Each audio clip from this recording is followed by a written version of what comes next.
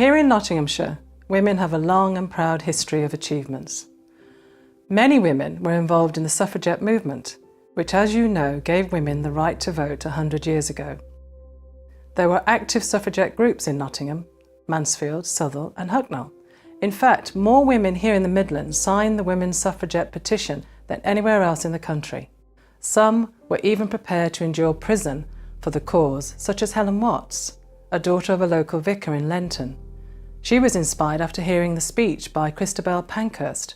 The 1918 Representation of the People's Act gave the vote to all men and only some women, and it was a further 10 years before all women were finally able to vote. Change that had been long fought for and hard won had been achieved, and for that moment in history, women began to take their rightful place in public life. Here in the county, Ethel Wainwright became the first female mayor of Mansfield, and Helen Dawson became the first female local councillor and magistrate in Nottingham.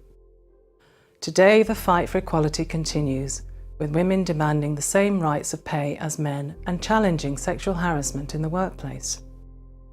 This film celebrates those calls for equality and introduces you to some of the women here in the city and county who are making a difference and who continue to forge a path for future generations.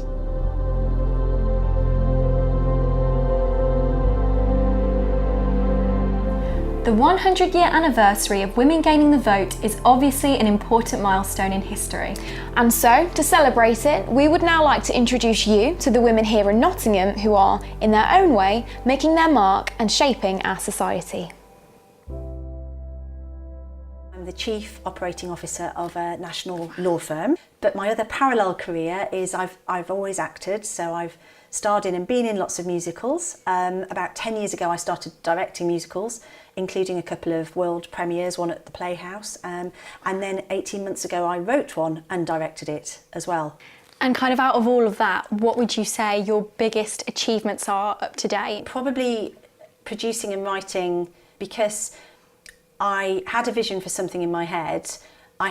It took me about 14 years because I didn't read and write music, and so I had to teach myself to read and write music. But I did that very typical thing that I find we do as women. When it first finished, I was incredibly disappointed, and I thought about all the things that had gone wrong, all the things that weren't quite what I wanted them to be, and I spent ages really beating myself up. But having given myself a bit of distance now, I think I should feel positive and proud about that, because it was something that I could see in my head for a long time, and then I eventually saw it in front of me, and I have a video of it that can remind me that it actually happened. So what do you think still needs to happen in society to enable young women to succeed?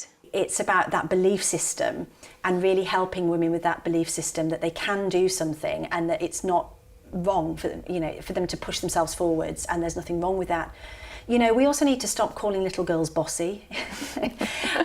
They're assertive, they're showing leadership, and I read something recently, really disappointingly, that said even by the age of 11, girls are already limiting themselves because they are concerned about what people think about them, or how they're going to be perceived, or how they should behave, and what society expects of them. If we scratch the surface, there's still a lot that needs to be done when you think of the gender pay gap, when you look at the how women are treated at work, promotions in employment. There's a lot that needs to be done, and obviously, thinking of the Me Too campaign, there has been a lot of harassment of women in the workplace, and even at home, and these are issues that absolutely needs to be addressed. And I strongly believe we women actually have the power to change that. And you saw how powerful it's been when a few women started coming forward, and other women were like, me too. And it's not to say that it's a war against men, because obviously men need to be part of the discussion. In terms of education, I'm sitting here sharing a success story of a little girl who really suffered and had to write a little poem addressed to my father to consider my education, asking him why I was being treated differently from my brothers. And in 2018, as I sit here in the 21st century, there are still millions of girls who do not have access to education, even the basics. You know, as we grow as women, we grow with others, mentoring other young girls and supporting them to actually rise up. Bring people up together. Absolutely, yeah. So final question to any of the young girls that might be watching this, and I'm sure there are plenty. What is the biggest piece of advice that you'd give? There's a spark in us that is so strong that we should never let die. And my advice is if they are struggling with something specific, they should ask for help. And they might not get the help immediately, but there might be someone who might be willing to help. And the other thing is they should follow their dreams. If they know something they're really passionate about, they should actually follow it no matter what. And I must also say, obstacles or challenges will always be there. It's part of life.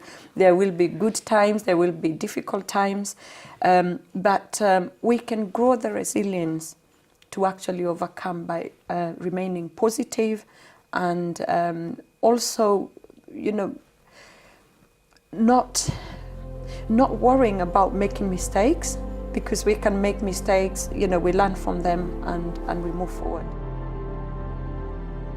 I was always self-employed. I only ever worked for someone for 3 years of my whole life, because you couldn't punch through the glass ceiling, you had to go round it. And so I went from managing David Lieber's Health Club, which was the first health club in Nottingham on King Street, to say work, that was after Players. And then I had my son, which I always forget at times like this, which is terrible of me. But, you know, I just carried on working and put him in the carry cot, you know, in the back of the car. And because I had to earn a living, you know. So what would you say are your biggest achievements that you've had to date? Well, I'd have to say Saint-Tropez, wouldn't I, really? Of course, my son Lloyd. But being High Sheriff was quite a compliment. I was High Sheriff of Nottinghamshire in 2016 and 17. What do you love most about being an entrepreneur? I love a problem. I know that sounds a bit strange, but I think entrepreneurs are wired up a bit differently. I thrive on problems. I like a problem. Give me a problem and I'll solve it. Whereas if you've just everything's plain sailing, it gets a bit boring, doesn't it? I agree. It's nice to be challenged, isn't it? Yes, I think so. And what advice do you have for young women starting their careers, particularly in business? Whatever you do, have fun. Do it because you think you've got the best product and the best service. Because you have to love it. Life's not a rehearsal. Just work hard and enjoy. So Alex Peace-Gadsby, it's lovely to see you. So tell me about yourself and what you do in your career. I've got quite a varied career really. I'm a businesswoman, I own and run multiple businesses. I don't stick to one specific sector in what I do, so I do some little bits of tech work. Most recently, I owned and ran a company called Musto, which is clothing, so fashion industry, which I just sold to Helly Hansen. And my pattern is what I like to do. I like to find companies that are in difficulty, that need a little bit of TLC just to bring teams back together, strengthen teams up, and then I bring those companies on, and then I sell them again and move on to the next one. So that sounds like a lot of work. How do you juggle everything and still stay grounded, and as a strong businesswoman, how do you manage everything? I'm very lucky. I live in a very modern household. So my husband is full-time dad. So he does all the school runs, he looks after the home. He's incredibly busy doing that, but that enables me to do that. I suppose we call it the role reversal, which is a shame that it would be viewed like that. And it's not just, each to their own. But I think we'll get there, but it shows that we're moving in the right direction. So speaking of growth, what would you say is your biggest achievement to date? It depends. In terms of, if you were thinking in a pure business context and you were thinking of size, it would have to be the sale of Musto. to Helly Hansen, Yeah. and the sheer success of that.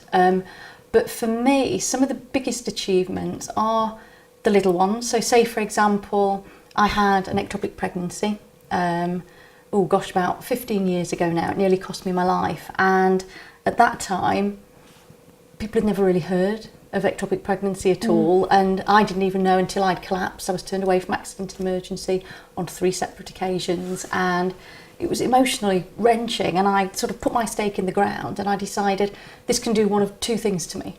It can either consume me, and I can completely understand how it would overwhelm women and their families, and that's fine. Or I could take the attitude that this isn't going to happen to women in the future in the same way. And I, as a team, with lots of other women, I lead, I'm the chair of the Ectopic Pregnancy Trust. We made sure that the government put in place a clinical guideline that taught hospitals how to treat women who were going through pregnancy loss in the early stages. So that would be a different type of huge achievement that I would think of as well. I've had a long career mostly in academia, but I started my career as a publisher. I worked as an editor for a publishing company. Then I moved around a number of universities, gradually taking on more and more leadership roles. The challenges come from all over the place. I meet people from all walks of life, and I just find it really exciting not to know what the next day is going to necessarily bring. And was that journey difficult for you to get to where you are today? Well, I think any person in a very senior role is going to have had difficulties along the way in the journey, but I've always been very determined. And the main thing is I haven't let failures or setbacks stop me from continuing to feel determined. So it hasn't been easy, but I can't say that it's been exceptionally more difficult than I would have thought it would have been. And so what would you say your biggest achievements are up to this point? I think the biggest achievement for me is really getting my current job as President and Vice Chancellor at Nottingham University. There's no higher job in academic life, from my point of view, than this. And it's something I've aspired to for a very long time. And if I was asked for the biggest challenge in my life, I would say it's raising a child at a period when I was going through when I was most ambitious for my work. And what advice do you have for young women starting their careers? Well, I think don't let failure set you back and make you lose confidence. And I think a lot of times we will make ourselves victims when things don't go well. I think try to avoid being a victim because we have no reason to be. What do you think needs to happen within society for young women to succeed and do as well as you're currently doing? I think for young women, I think they need to follow their dreams. I know it's, for me at the moment, I get very frustrated when I see young girls trying to emulate what they see on television, trying to be like the stars, what they see on television. There's nothing wrong with that, but what they don't realise that some of those young women, it hasn't been easy. This is the end result. And I think they've got to understand that and, just be themselves and do what they want to do and look at role models within their community, because we've got fantastic role models within your community. If you're from a very good home, you've got fantastic role models within your household. And I think those are the role models that they should follow and listen to. Listen to your mom. All you've got to do is believe in yourself and have respect for yourself, which is the biggest thing, for girls. Just believe in yourself and have respect for yourself, and you'll be surprised where it leads you. Is that the biggest piece of advice that you'd give to young girls that want to I think it would be, just follow your dream, like I said, and ask questions of people around you. There's successful people around you, and ask questions. Don't be afraid to ask questions, and just follow your dream, and don't follow the media, because that is a pipe dream. That is something that happened to somebody else. It may happen to you, but it's not going to happen overnight. So just be respectful, work hard. It'll take a long time, but you'll get there. Melita, Brian, thank you so much. That was really inspirational. being determined to stay on at school and do well in school. Sometimes I don't know if I want to be here, but my parents, particularly my father, was no, you're going to stay on at school and you're going to get an education. And I thank both my parents for that. The other challenges I think through life, I would say to people is, often hurdles are presented and you think you're never going to get over them. I believe, been successful in life because I've worked in the role that I've had at that moment in time. So I've focused always on doing a fantastic job in what I've been doing. I'm quite bold. I'm prepared to make my own decisions. I'm prepared to stand up for what I think is right. I'm prepared to accept change and to be part of change. But I've always been focused on do the best I can in the moment and your career will come. When I first started working in Boots, it would have been hard to find a female manager. Today, 50% of our managers are female, if not more than 50% of them. And so the opportunities are there. So the one thing that women shouldn't do is create their own barriers or their own hurdles. Shouldn't overthink things, because sometimes we have a tendency to overthink things. So don't overthink things. Be present, as I said earlier, and also, but be confident in what you do. And there is often a tendency for women to be more hesitant about putting themselves forward, or more hesitant about saying they're good at something and knowing that they're good at something. That doesn't happen with all genders. And so I would say to women, know yourself well, and grow. Think about how you grow your confidence. And there is a difference between confidence and arrogance. So make sure that your confidence is about how I feel about me, the impact I'm having on others, and have that level of self-awareness. I don't think there's been really genuinely a better time, but it's all about being in control of themselves.